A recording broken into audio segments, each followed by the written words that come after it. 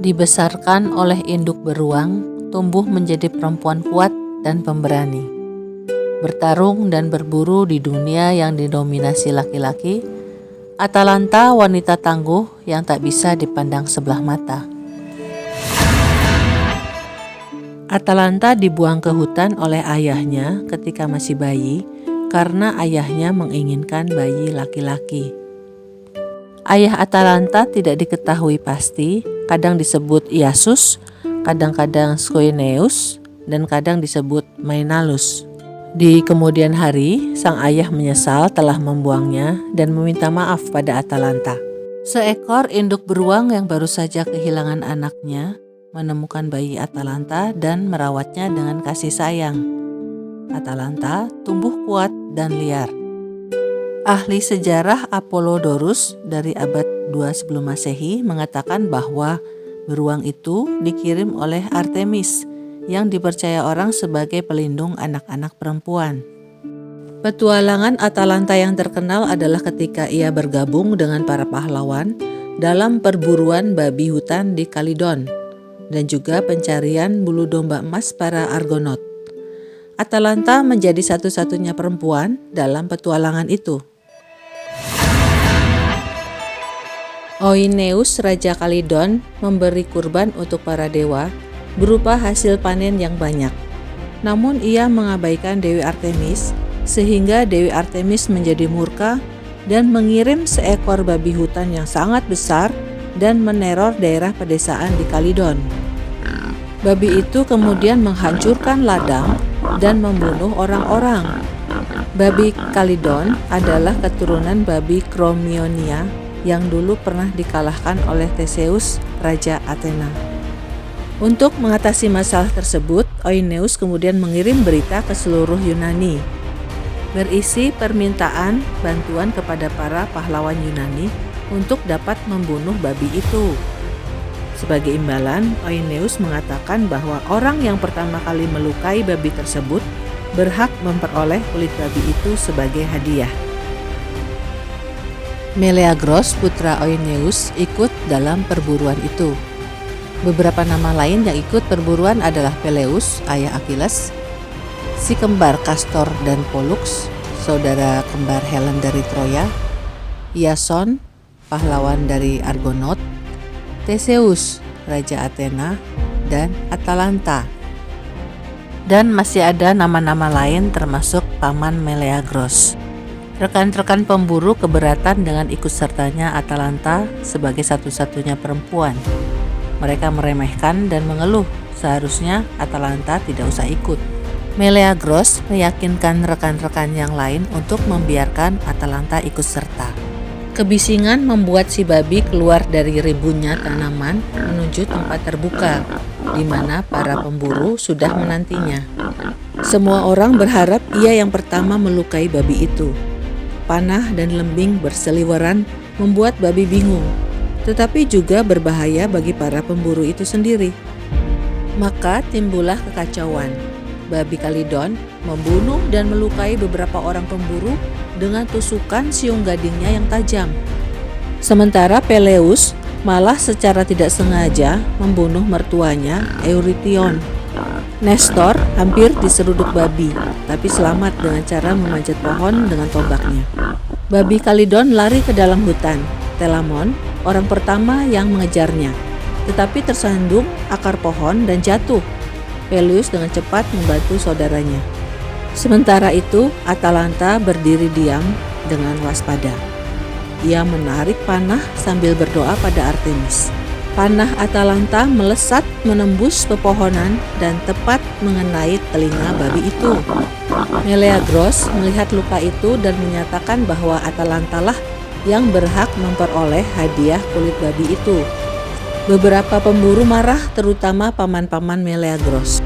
Ankaios, Raja Tegea, merasa malu karena gagal menjadi orang pertama yang melukai babi itu. Dan dengan gegabah menyerang babi itu dengan kapak. Ankaios tewas terkena siung tajam babi itu. Ketika keadaan semakin kacau, Iason malah membunuh seekor anjing dengan lembingnya. Peirithoos nyaris terbunuh babi, untung diselamatkan oleh Theseus. Konon, panah peramal Amphiaraos berhasil menembus mata babi itu. Pada akhirnya, Meleagroslah yang kemudian berhasil membunuh babi itu. Para penyair Yunani menceritakan detil perburuan babi itu dengan cara berbeda-beda. Penyair Homeros bahkan tidak menyebut nama Atalanta. Namun dalam semua versi cerita sepakat bahwa Meleagroslah yang membunuh babi itu. Ketika perburuan berakhir, Meleagros menghadiahkan kulit babi itu kepada Atalanta, karena Atalantalah yang pertama melukai babi itu. Para paman Meleagros yaitu Plexippos dan Toxeus marah.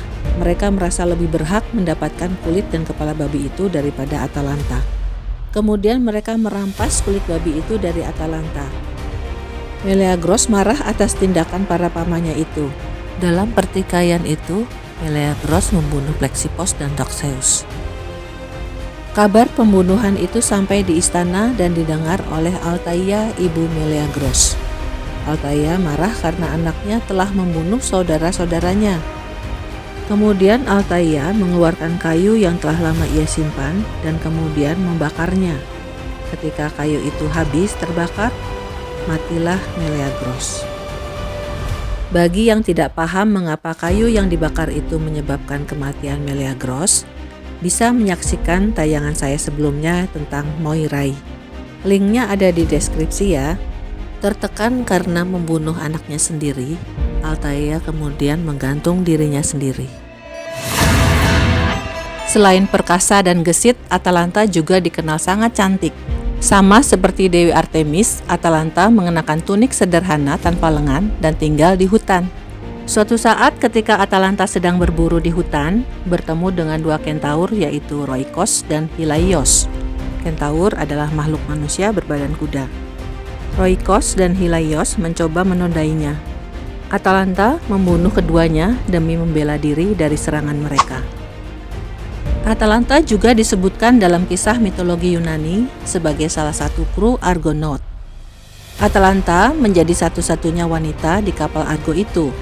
Konon Iason menolak Atalanta pada awalnya bukan karena meragukan kemampuannya, melainkan karena khawatir anggota kru akan memperebutkannya.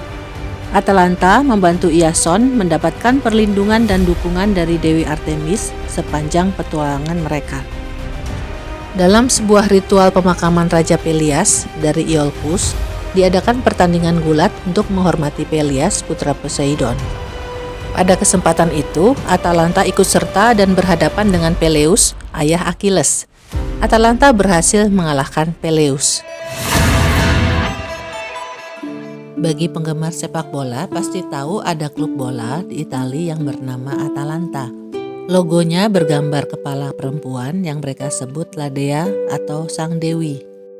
Ladea yang dimaksud adalah Atalanta yang memiliki kemampuan berlari dengan cepat. Pada suatu ketika, ayah Atalanta yang telah membawa kembali Atalanta ke dalam rumah tangganya menginginkan agar Atalanta menikah. Atalanta menentangnya, apalagi seorang orakel juga telah mengingatkan bahwa jika ia menikah, itu akan mendatangkan malapetaka. Lalu Atalanta menyusun sebuah rencana, siapapun yang akan menjadi suaminya harus bisa mengalahkannya dalam lomba lari. Karena Atalanta adalah yang tercepat dibanding orang lain yang hidup di masanya, ia yakin ia tak akan pernah kalah. Mereka yang kalah akan dihukum mati. Syarat yang berat ini dimaksud untuk mencegah orang menikahinya. Namun ternyata banyak laki-laki yang mencoba mengalahkan Atalanta dan semua berakhir dengan kematian. Hal ini membuat heran Hippomenes, seorang pangeran. Ia bertanya-tanya mengapa untuk mendapatkan istri harus beresiko seperti itu. Namun setelah melihat sendiri gadis itu, Hippomenes pun jatuh cinta pada Atalanta. Lalu Hippomenes pergi pada Dewi Afrodit untuk meminta bantuan agar ia bisa mengalahkan Atalanta.